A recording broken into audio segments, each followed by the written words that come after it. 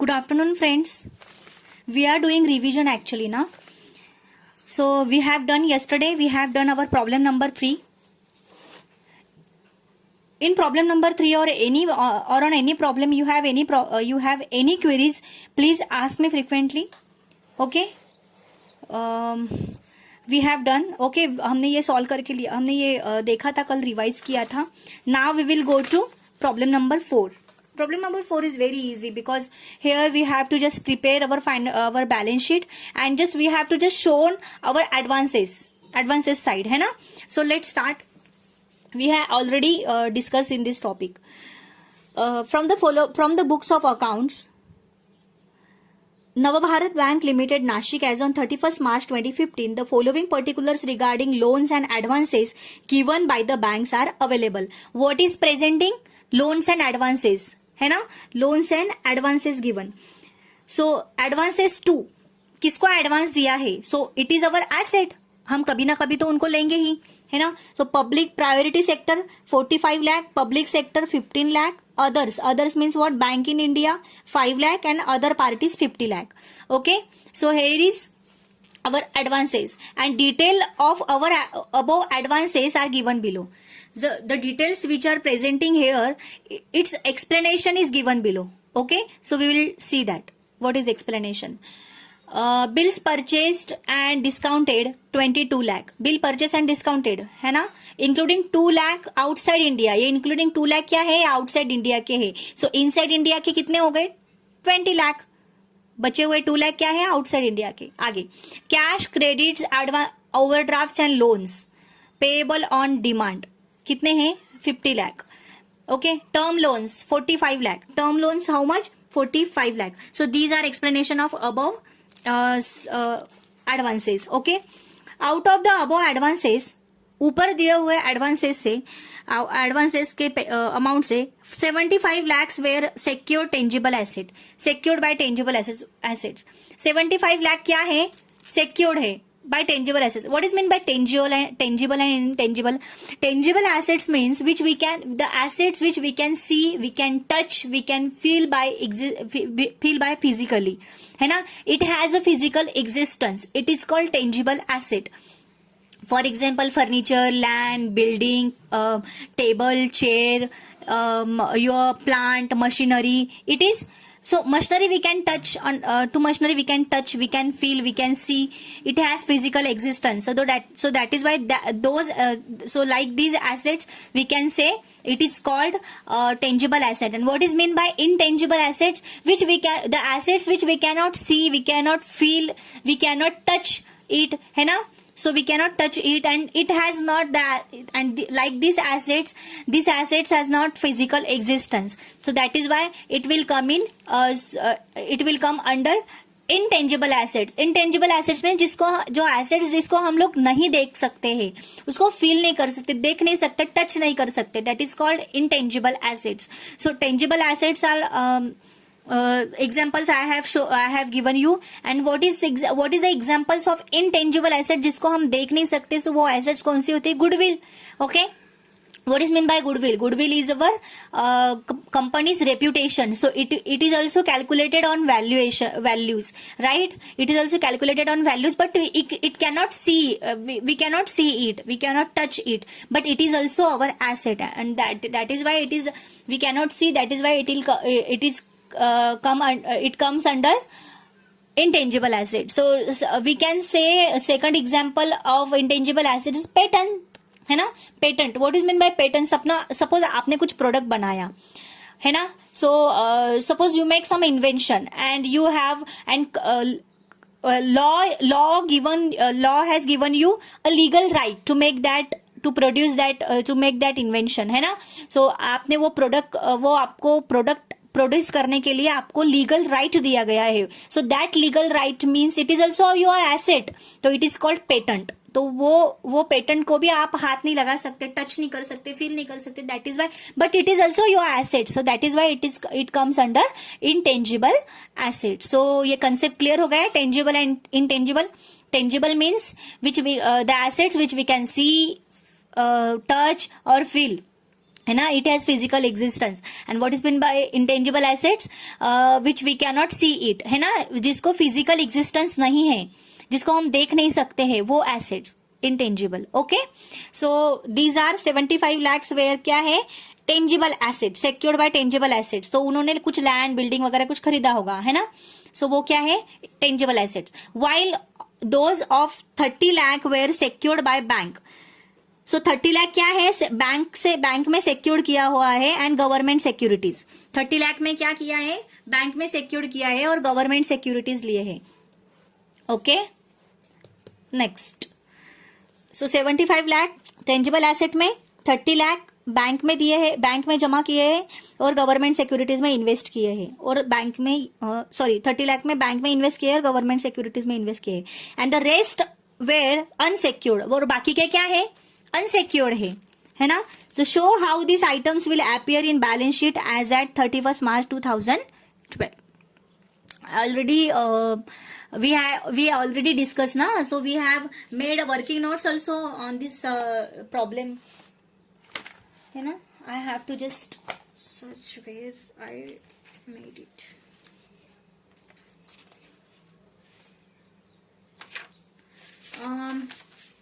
So till then, yeah, I got.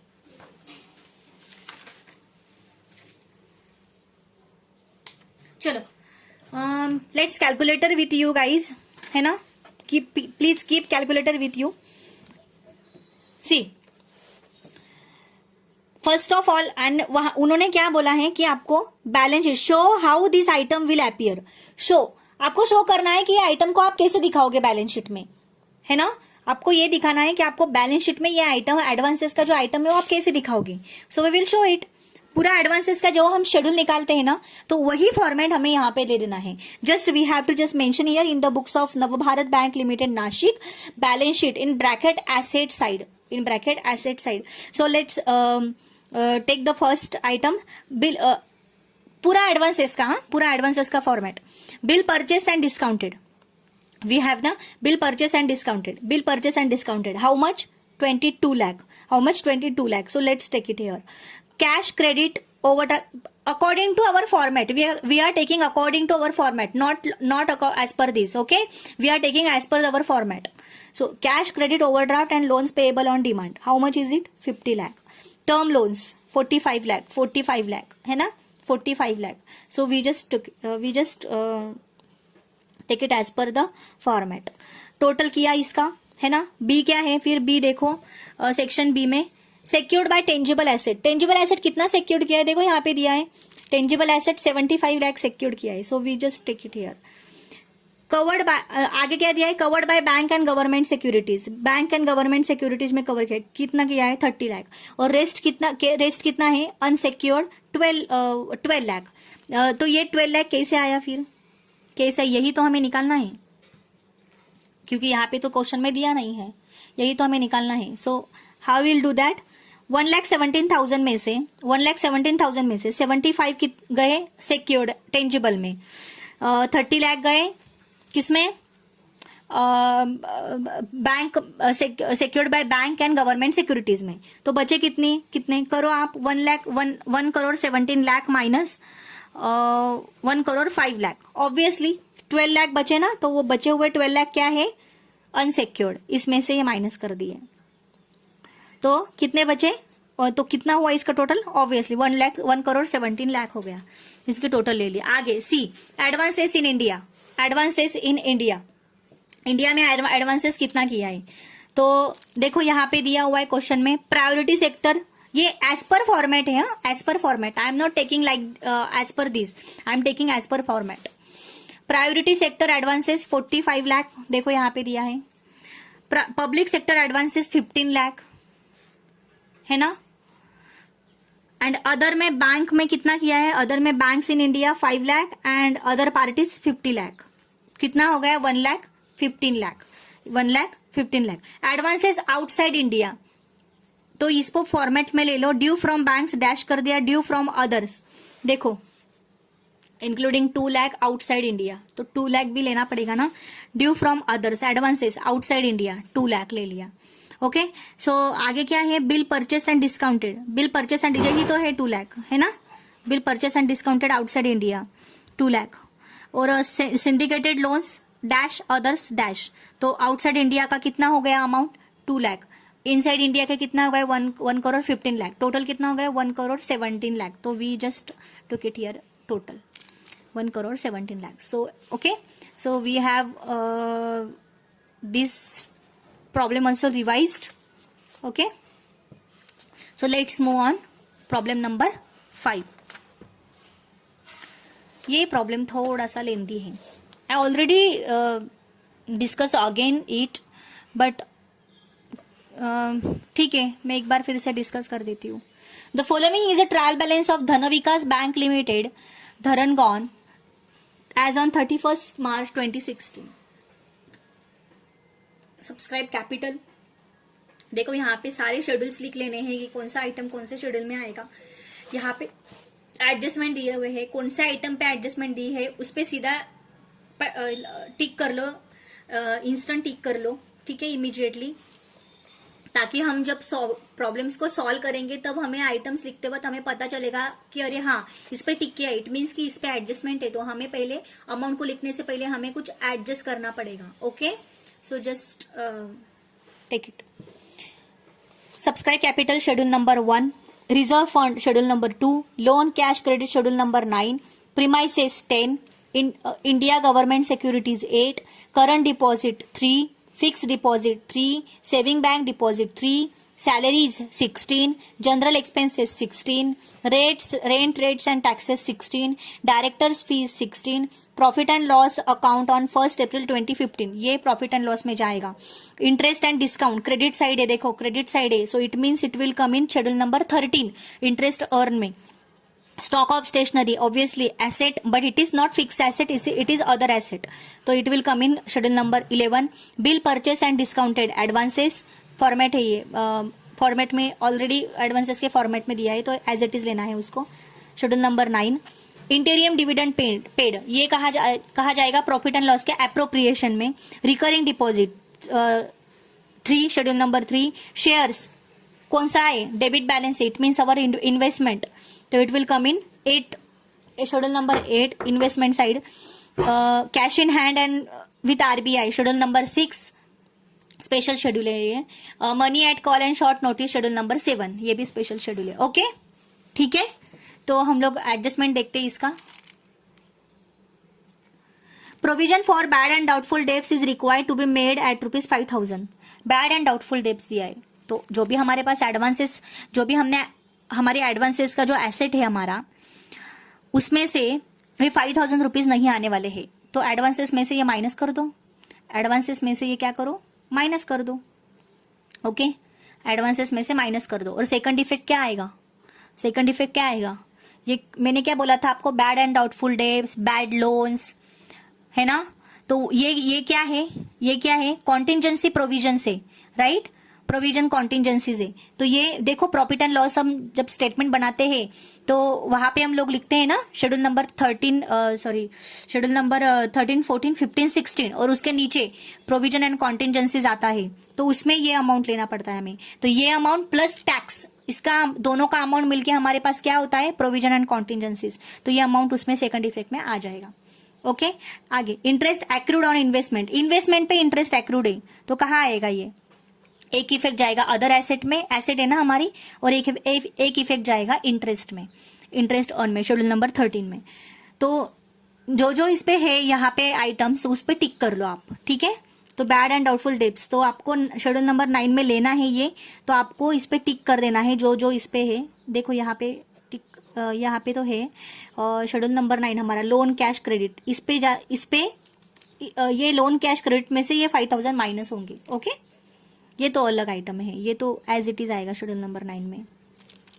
Interest accrued on investment 8,000, other asset and plus 13, schedule number 13, तो यहाँ पे कुछ करने की जरूरत नहीं. इंटरेस्ट है ना, इंटरेस्ट एंड डिस्काउंट, तो इसमें ये टिक मार्क हो जाएगा. आगे इंटरेस्ट वाला जो भी है वो उसमें टिक मार्क हो जाएगा. Unexpired discount, rebate on bill discounted amounted to ₹380, तो ये अनएक्सपायर्ड डिस्काउंट है ना, तो क्या होगा इसका, दो इफेक्ट क्या होंगे, अनएक्सपायर्ड डिस्काउंट, शेड्यूल नंबर 5 में इसका एक शेड्यूल नंबर 5 में शेड्यूल नंबर 5 कौन सा है हमारा 380 सॉरी शेड्यूल नंबर 5 कौन सा है हमारा अदर लाइबिलिटीज का पार्ट है ना शेड्यूल नंबर 5 राइट। तो हाँ तो इसमें ये सीधा फॉर्मेट ही है, फॉर्मेट में ही आइटम दिया हुआ है। तो ये पहला इफेक्ट आएगा शेड्यूल नंबर 5 में और दूसरा इफेक्ट कहाँ पे आएगा, दूसरा इफेक्ट कहाँ पे आएगा अनएक्सपायर्ड डिस्काउंट दिया है, रिबेट ऑन बिल डिस्काउंटेड पता है ना हमें। शेड्यूल नंबर 13 में हम लोग रिबेट माइनस करते हैं, इंटरेस्ट एंड डिस्काउंट लेते, डिस्काउंट का टोटल करते समय हम लोग रिबेट क्या करते हैं माइनस कर देते हैं। तो रिबेट तो ये भी इंटरेस्ट एंड डिस्काउंट में इसको टिक कर दो, बिल परचेस में टिक कर दो okay. Sorry interest and discount में टिक करो इसको, बाकी इसमें कर लेने की जरूरत नहीं, इंटरेस्ट एंड डिस्काउंट में, बिल परचेस में नहीं। एक मिनट मैं इरेज कर देती हूँ, बिल परचेस में नहीं ओके क्योंकि ये डिस्काउंट बिल पे नहीं बोला है। Unexpired discount, rebate on bill discounted okay amounted to ₹380 तो ये इंटरेस्ट में से माइनस हो जाएगा, इंटरेस्ट एंड डिस्काउंट में से। तो कौन से इसमें आएगा दो effect, schedule number 5 as it is और शेड्यूल नंबर 13 में से minus okay. Interim dividend declared was actual 4%, ये कहाँ आएगा, ये कहाँ आएगा, of course it will come in appropriation interim dividend. But इसका क्या है ना इंटीरियम डिविडेंड यानी हमें डिविडेंड पे करना है। हम लोग डिविडेंड किस पे देते हैं, शेयर्स पे। तो हमारे शेयर्स कितने हैं टोटल 5 लाख के, तो 5 लाख पे 4% कितना हो गया, ऑब्वियसली 20 लाख है ना, 5 4 जा 20 सो 20 लाख। तो 20 लाख में से हमने डिविडेंड कितने पेड किए हैं 17,000, 20,000 में से 17,000 हमने पेड कर दिए, तो बचे कितने 3,000। तो 3,000 हमें और पे करने हैं ना, तो it is our liability. So liability will come under schedule number 5। Schedule number 5 में लाइबिलिटी आएगी। तो पहला इफेक्ट आएगा शेड्यूल नंबर 5 और दूसरा इफेक्ट आएगा एप्रोप्रिएशन में पूरी टोटल अमाउंट 20,000 और कितने पे करने हैं और हमें 3,000 ना, तो 3,000 ही हमें देने हैं। तो देने मतलब लाइबिलिटी, तो लाइबिलिटी में कितने 1,000 आएंगे 3,000 आएंगे, जितने देने हैं उतने ही आएंगे क्योंकि ये 17 तो ऑलरेडी पेड कर दिए। तो और लाइबिलिटी में लिखने से 17,000 कोई मतलब नहीं है ना, जितना देना है उतना ही लाइबिलिटी में आएगा। तो 3,000 देना है इसलिए 3,000 शेड्यूल नंबर 5 और एप्रोप्रिएशन में पूरे 20,000। आगे endorsement made on behalf of customers total of ₹1,15,000। Endorsement मैंने क्या बोला था, इंडोर्समेंट एक्सेप्टेंस ऐसे कुछ वर्ड्स आएंगे तो इट मीन्स कि ये कॉन्टिजेंट लाइबिलिटी का आइटम है।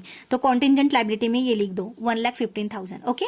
Authorise capital was 80,000 equity shares of ₹10 each. ये सीधा शेड्यूल नंबर 1 में जस्ट लिख दो आप कि ऑथराइज कैपिटल ओके और इसको क्लोज कर दो ये अमाउंट लिख के शेड्यूल नंबर 1 में ऐसे देखो यहाँ पे लिखा है ना ऑथराइज कैपिटल 8,000 और क्लोज कर दिया इसको है ना। आगे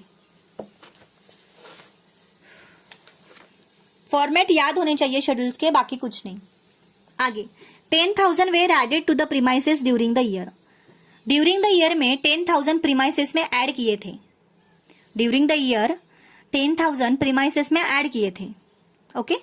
depreciation at 5% on the opening balance is required.